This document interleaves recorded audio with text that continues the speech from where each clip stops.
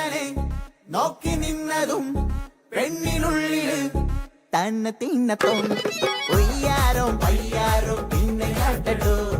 മക്കാറും ബുക്കാറും നാളെ കേട്ടോ